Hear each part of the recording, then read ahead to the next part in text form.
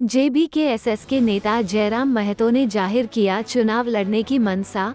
वे गिरिडीह से लोकसभा के चुनाव के उम्मीदवार होंगे। इसके साथ साथ उनके 6 प्रत्याशी भी अलग अलग जगह से चुनाव लड़ेंगे। उन्होंने जेबीकेएसएस के बैनर तले धनबाद बोकारो की सीमा स्थित तेलमोचो दामोदर ब्रिज के समक्ष मैरिज हॉल में बैठक कर यह जानकारी दी, जहां गिरिडीह, निरसा, बलियापुर और बोकारो, धनबाद तथा झरिया चंदन क्यारी से हजारों की संख्या में कार्यकर्ता मौजूद थे।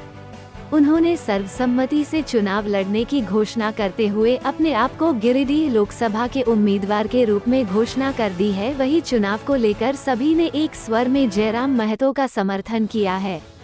वहीं पूरे जोश खरोश के साथ जयराम महतो को जीत दिलाने के लिए उनके कार्यकर्ता कमर कस ली है। मीडिया से बात करते हुए जयराम महतो ने कहा कि जिस तरह से बंगाल में बंगाली, बिहार में बिहारी, उड़ीसा में उड़िया को अपने राज्य में सबसे पहले हक मिलता है, उसी तरह झारखंड में झारखंडियों को उसका हक मिलना चाहिए। यहाँ किसी भी तरह की कोई बाहरी भीतरी की लड़ाई नहीं है, मगर हमें अपनी जमीन पर सबसे पहले हमारा हक है। जिस तरह हमारे राज्य के लोग अन्य राज्यों में है, उसी तरह दूसरे राज्य के भी लोग हमारे राज्य में रहे, हमें उससे कोई दिक्कत नहीं है। यहाँ की जनता हम पर विश्वास करती है और उनके विश्वास ने ही हमें चुनाव लड़ने को प्रेरित किया है, इसलिए हमें विश्वास है कि हमें जनता का साथ जरूर मिलेगा। चुनाव जीते या हारे वो मैटर नहीं करती है।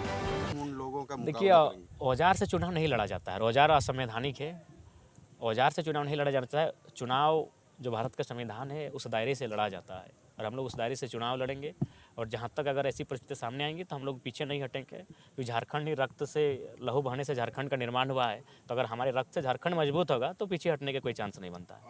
देखिए, उसके लिए जनता है, मीडिया बंधु हैं जो विचारधारा को हमारे गाँव तक लेकर जाएंगे। आज सोशल मीडिया, इंटरनेट का ज़माना है और नरेंद्र मोदी आदरणीय अगर प्रधानमंत्री बने तो इंटरनेट का बहुत बड़ा रोल है। 2014 से पहले हम भी सच में नहीं जानते थे उनको। 2014 में उनसे हम परिचय हो पाए कि वो 3 बार के मुख्यमंत्री हैं, जबकि उससे पहले नहीं जानते थे। तो इंटरनेट का ज़माना है, हम लोग इंटरनेट हमारा सहयोग करेगा। इंटरनेट के भी साथ साथ हम लोग ग्राउंड पे भी हैं।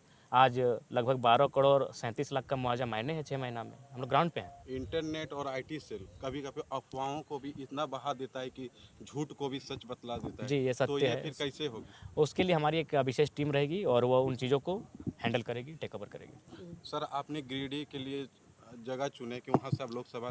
अगर वीडियो पसंद आई और आप झारखंड की राजनीति और झारखंड वासियों से सरोकार रखते हैं तो सब्सक्राइब बटन दबाकर चैनल को सब्सक्राइब करें।